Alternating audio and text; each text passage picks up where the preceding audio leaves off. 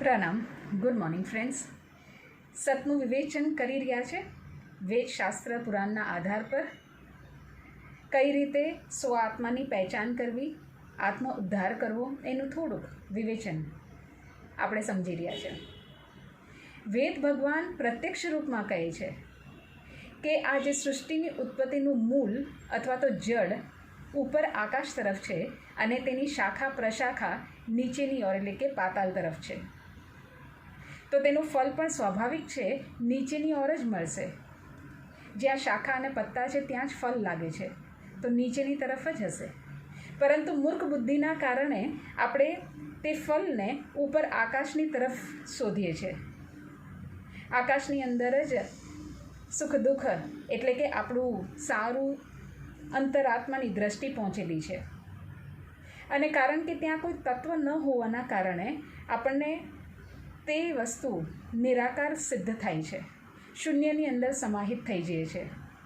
કોઈ પણ વસ્તુને આપણે અહીંયા જોતા જ નથી અને નિરાકાર શૂન્યની ઉપાસના કરતાં કરતાં આખો જન્મ તે કર્મ બંધનની ઓર લાગી જાય છે. અને તે કર્મ 84ની અંદર ભટકાવાવાળો કર્મ છે. આ જે વેદની વ્યાખ્યા છે કે ઉપર આકાશની ઓર મૂળ છે અને નીચે તેની ડાળો છે, તો આ વેદની વ્યાખ્યા સ્વાભાવિક અહીંયા જે સૃષ્ટિની અંદર વૃક્ષ છે તેની અંદર સરખામણી નથી કરી, પરંતુ આ જે વૃક્ષનો આધાર અને તેનો ખીંચાવ ઉપરની તરફ છે, મૂળથી અલગ છે કરીને તે બાતોની અર્થ વેદ સમજાવવાની કોશિશ કરે છે કે આપણી ઉત્પત્તિ એટલે કે વેદ અને વૈરાટની ઉત્પત્તિનું મૂળ ઉપરની તરફ છે અને સારી ગતિવિધિ આપણી કર્મરૂપી ગતિવિધિ ઉલટી તરફ છે, તેનો ખીચાવ ઉલટી તરફ છે. તે આપણને પ્રત્યક્ષ રીતે સમજાવી રહ્યા છે. એટલા માટે વૃક્ષનું દૃષ્ટાંત આપ્યું. જેમ કે અક્ષર બ્રહ્મ તેનું મૂળ છે, જે થડના સમાન એટલે કે મૂળના સમાન છે, ઉપરની ઓર છે. તેની શાખા સ્વરૂપ નિરંજન છે અને તેના પ્રશાખા સ્વરૂપ ત્રિદેવા છે અને ત્રિદેવાના દ્વારા 84 લાખ યોનિ ઉત્પત્તિ થઈ તે પત્તાના સમાન છે અને તેની અંદર ફલ લાગે છે અને તે છે સુખ અને દુઃખ. આ સુખ અને દુઃખને ભોગવવાનું સ્થાન પણ અહીંયા આગળ જ છે. પાપ પુણ્યનો હિસાબ પણ અહીંયા જ થાય છે. જેટલી વસ્તુ કર્મરૂપી છે તે અહીંયા આગળ સૃષ્ટિની અંદર જ આપણે જોઈ શકીએ છીએ.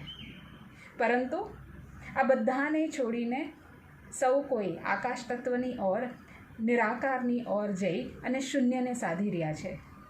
પરંતુ આ વેદ અને વૈરાટની ઉત્પત્તિ ઉલટી છે. જેવી રીતે કે એક બચ્ચું જન્મે છે, ઉલટી દિશાની ઓર જન્મે છે, ખીચાવ એનો નીચેની તરફ છે. તેવી જ રીતે આ વૈરાટ અને શરીરની ઉત્પત્તિ પણ નીચેની તરફ છે. એટલા માટે આ વેદોની અંદરનો જે આ કોયડો છે એક વૃક્ષ સમાન કહી દીધું, તેને સમજી શકતા નથી. કારણ કે આપણું શરીર નીચેની ઓરથી ઉત્પત્તિ થાય છે, તો સ્વાભાવિક છે આપણું મન, આપણા ગુણ અંગ ઇન્દ્રિય બધા જ ઉલટી દિશાની અંદર જ ભટકશે. વિષયો એટલે કે મનનો આનંદ અને સ્વાદ પણ અહીંયા આગળ સૃષ્ટિની અંદર જ આપણે શોધી રહ્યા છે.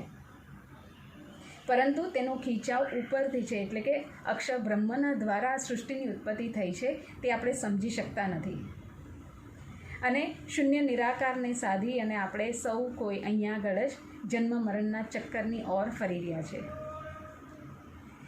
મૂળમાં બ્રહ્માજીએ તે પૂર્ણ બ્રહ્મ પરમાત્માને શોધવાની કોશિશ કરી.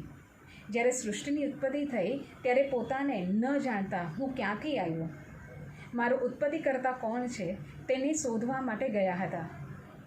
શોધતા શોધતા ખૂબ જ પ્રયત્ન કર્યા, પરંતુ તે ઉત્પત્તિ કરનાર કોણ છે તે ન જાણવાના કારણે નેતિ નેતિ કહે નિગમવલ્યા. તે પૂર્ણ બ્રહ્મ પરમાત્મા અથવા તો મને ઉત્પન્ન કરવાવાળા કોઈક છે, પરંતુ કોણ છે, ક્યાં છે તેની મને ખબર સુદ્ધા નથી. એટલા માટે હું ફરી પાછો અહીંયા આગળ સૃષ્ટિમાં આવી ગયો અને તે પરમાત્માને કોઈક કઈ રીતે પામવા તે મને મળ્યું નથી. એટલા માટે સૌ કોઈ હવે તેના ઉપર પ્રયત્ન કરવો કરીને વેદની આધાર સ્તંભ બ્રહ્માજી આપણને આપી રહ્યા છે. પોતાના જ પ્રયત્ન અનુભવ આપણને કહી રહ્યા છે. પરંતુ આપણે નિરાકાર શૂન્ય કાંઈ જ નથી, એમ જ આ સૃષ્ટિની ઉત્પત્તિ. કોઈ પ્રશ્નના જવાબ ન મળવાના કારણે આપણે કહીએ તો આપણું સારું જીવન શૂન્યની અંદર રાખીને પરમાત્માનું સ્વરૂપ ન સમજવાના કારણે આપણા કર્મને અહીંયા આગળ જ ફરી પાછા રાખી દઈએ છીએ અને તે પૂર્ણ બ્રહ્મ પરમાત્માની આપણા સ્વ આત્માની ખોજ નથી કરી શકતા. આપણને ઉત્પન્ન કરનાર કોણ છે તેના વિશે જાણ નથી કરી શકતા. જ્યારે વેદ આપણને ખૂબ જ માર્મિક દર્શન આપે છે કે આનું જડ ઉપરની તરફ છે. અક્ષર બ્રહ્મરૂપી જે ચેતન તત્વ કીધું, અખંડ સ્વરૂપ કીધું, તેની પહેચાન કરી શકતા નથી અને તેના દ્વારા આ સ્વપ્નિક સૃષ્ટિ જે સંસારરૂપી તત્વ જે અહીંયા આગળ ઉત્પન્ન થયું, જે સ્વપ્નના સમાન છે, ક્ષણભંગુર છે, તેને પણ આપણે વાસ્તવિકતાની પહેચાન કરી શકતા નથી. યદિ આ સ્વપ્નિક છે તો જાગૃત સ્વરૂપ પણ ક્યાંક છે તેની પહેચાન કરી શકતા નથી.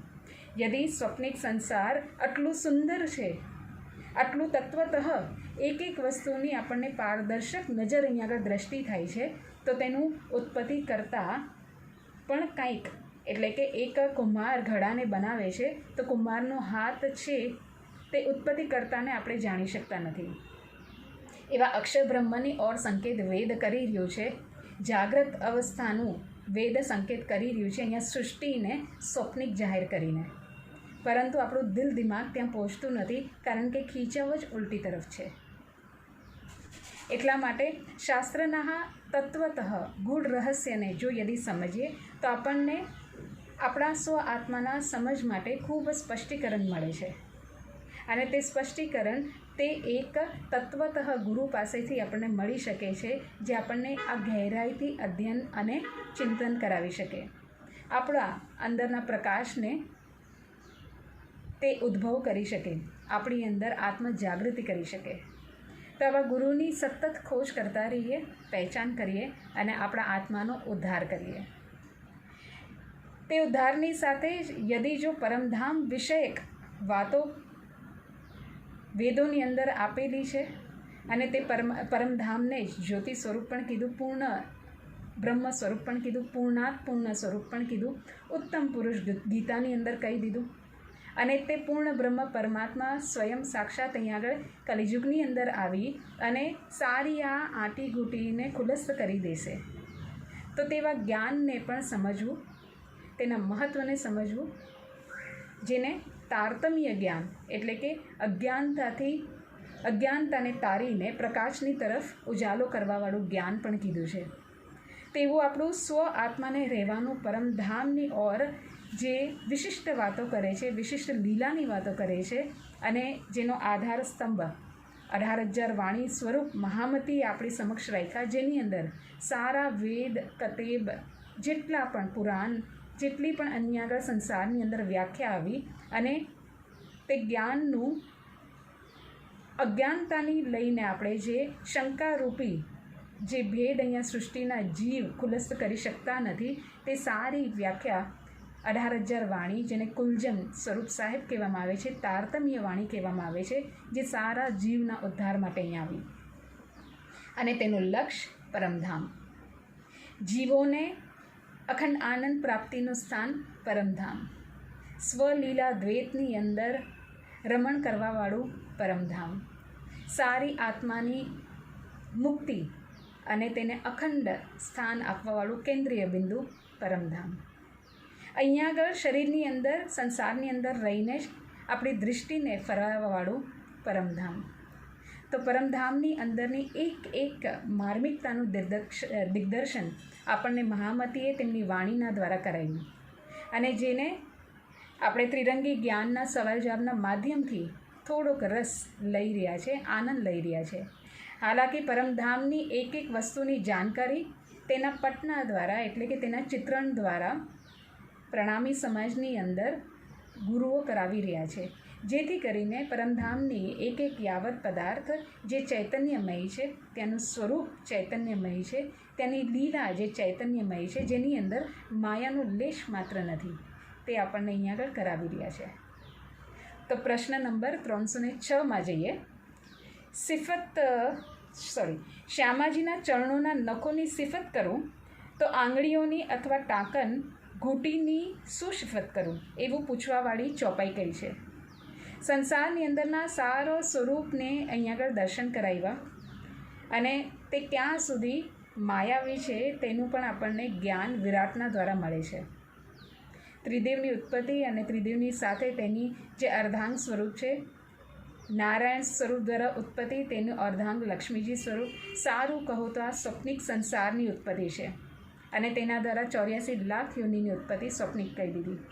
તેનું મૂળ સ્વરૂપ જે જાગ્રત અવસ્થાનું અક્ષરધામની અંદર તે મહાલક્ષ્મીની સાથે રહે છે અને તેનું પણ મૂળ સ્વરૂપ જે પરમધામની અંદર રાજશ્યામા સ્વરૂપ અક્ષરાથી શ્રી કૃષ્ણ અને તેના અર્ધાંગ રાધાજી સ્વરૂપના રૂપમાં આપણે પરમધામની ઓર જોઈએ છે. તે લીલા અને શોભાનું વર્ણન કરતાં કહે છે, સિફત નખ કહું કે અંગુરિયો કે રંગ પહોંચે ઉપર ટાંકના, કહું કોમલતા કિન જુબા મેરે જીવ કે એહી જીવના. સાગર કિતાબ પ્રકરણ 6 ચોપાઈ 3માં કીધું. તે જુગલ સ્વરૂપના યુગલ ચરણોની આંગળીઓ, તેમના નખ અને નખની ઉપર આવેલો પહોંચાનો ભાગ, તેમજ ઘૂંટીની શોભા સુંદરતા અને તેની જે કોમલતા છે તેનું વર્ણન જ કઈ રીતે કરું. એ જ મારી જીવના આધાર જીવનજી સ્વરૂપ છે. કારણ કે શબ્દ પણ અહીંયાના છે તો ત્યાંના અખંડતાના શબ્દ અહીંયા આગળ પહોંચી શકતા નથી, પરંતુ એક એક જીવને ત્યાંની લજ્જત આપવા માટે, ત્યાંની કોમલતાના દર્શન કરાવવા માટે, નરમાઈના દર્શન કરાવવા માટે, પ્રેમ સ્વરૂપના દર્શન કરાવવા માટે એક એક આભૂષણ, વસ્ત્ર અને સ્વરૂપનું વર્ણન કરતા આ ચોપાઈ ઉતરી. પ્રશ્ન 307. હે સખ્યો, ધનીના ચરણોને પોતાનાથી એક નિમેષ માત્રે પણ જુદા ન કરો. એ જ તો અમારા જીવનના આધાર સ્વરૂપ છે. આ વાતની સાક્ષી આપવાવાળી ચોપાઈ કઈ છે. યદિ યુગલ સ્વરૂપના ચરણોના દિલની અંદર ધારણ કરીએ તો જીવનની સારી આંટી ઘૂંટી અહીંયા જ ખુલસ્ત થઈ જશે. કારણ કે તે એકમાત્ર સ્વરૂપ છે જેના પ્રેમના લીધે, તે અખંડતાના લીધે આ સારા સંસારની ઉત્પત્તિ થઈ. એક કારણ બન્યું, નિમિત્ત બન્યું. કારણ કે તે પ્રેમ સ્વરૂપ પરમાત્માને ઓર પ્રેમ આપવો છે પોતાની અર્ધાંગ સ્વરૂપને. એટલા માટે યદિ એ ચરણોને, યુગલ સ્વરૂપના ચરણોને આપણા દિલની અંદર ધારણ કર્યા, તેમને ક્યારેય પણ ન છોડ્યા, તો આ સંસારની ઉત્પત્તિનું કારણ, કાર્ય, મહાકારણ સારું સમજમાં આવી જાય છે. એ ચરણ નિમક ન છોડીએ રાખીએ માહે નયનના, એ નિસ્બત હક અરસ કી મેરે જીવ કે એહી જીવના. સાગર કિતાબ પ્રકરણ 6 ચોપાઈ 11. હે સખ્યો, તે ચરણ કમલોને અર્ધક્ષણ માત્ર પણ પોતાની અંતરદૃષ્ટિથી દૂર કરશો નહીં, બલકે તેને પોતાના નયનોમાં પ્રસ્થાપિત કરી લો. અત ધામધની તથા અખંડ પરમધામની સાથે સ્વસંબંધની દ્રઢ ઓળખાણ એટલે કે પહેચાન કરી અને તેના દ્વારા જ આપણી સ્વ આત્માની પહેચાન થઈ શકે છે. એ જ મારા પ્રાણોના આધાર, મારા જીવન સ્વરૂપ છે. પ્રશ્ન 308. નિજધામમાં આપણે સખીઓને એક બોલતા જ કંઈક સ્થાનોથી વિભિન્ન ખુશખુશાલીઓ જીજી કરવાની જે ધ્વનિ સંભળાતી હતી, તે ધ્વનિ હવે અમને ફરીથી ક્યારે સાંભળવા મળશે? આ કથનને પ્રમાણિત કરવાવાળી ચોપાઈ કઈ છે. એક ઈચ્છા થઈ, કોઈક એક ફળ જુએ છે, કોઈક ફૂલની લેવાની ઈચ્છા થઈ, તો તુરંત જ કઈઓ દાસીઓ આપણી સમક્ષ આવી જાય છે જી જી કરતા. અને જી જી કરીને જે ધ્વનિ થાય છે તે તો પરમધામની સખીઓ જ તેનું લજ્જતને લઈ શકે છે. ત્યાં આગળ પ્રેમની અંદર રહેવાવાળી સખીઓ ત્યાંની સેવિકાઓની જે ધ્વનિ છે તેને સાંભળી શકે છે.